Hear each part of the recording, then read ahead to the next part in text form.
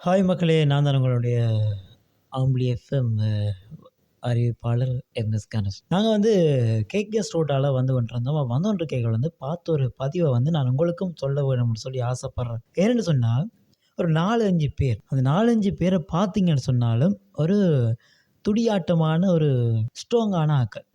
அந்த 4 பேரும் 4, 5 பேரும் என்ன செய்யணும்னு சொன்னா, ஒவ்வொரு கடையா போய் தர்மம் போடுங்க.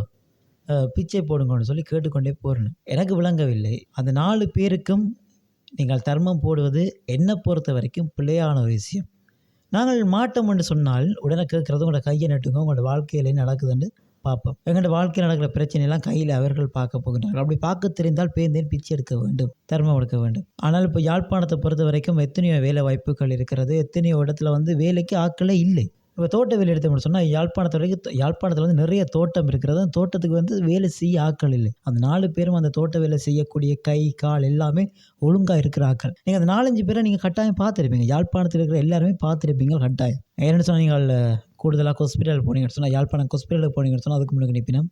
மற்றது ஒவ்வொரு கடையா, ஒவ்வொரு பஸ் ஸ்டாண்டா, ஒவ்வொரு சந்தையா நீங்க அவர்கள வந்து பார்க்கலாம், பார்த்திருப்பீங்கள். அவர்களுக்கு நீங்கள் தர்மம் போடுவத வந்து நிறுத்துங்கோ. ஏனென்று சொன்னால், உண்மையா உதவி தேவைப்படுகிற எத்தனையோ பேர் இருக்கிறேன்.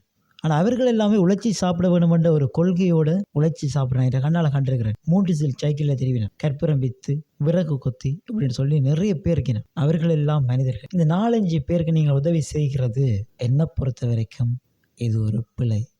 அவர்கள் செய்வது பிழை. நீங்கள் அவர்களை பிழை செய்ய தூண்டுகின்றீர்கள். அது வந்து பொது இடத்துல வந்து மக்கள் எல்லாமே வந்து இந்த நிலை மாற வேண்டும். நீங்கள் ஒவ்வொருவரும் யோசிக்க வேண்டும். இந்த உதவி யாருக்கு போய் சேர வேண்டும்? உண்மையாக யாருக்கு போய் சேர வேண்டும் என்றது நீங்கள் ஒவ்வொருவரும் யோசித்து அந்த உதவியை போட வேண்டும் என்று மன்றாட்டமாக நாங்கள் கேட்டுக்கொள்கிறோம். இது அம்புலி எஃப்எம்முடைய ஒரு மன்றாட்டமான பகிர்வு. நன்றி.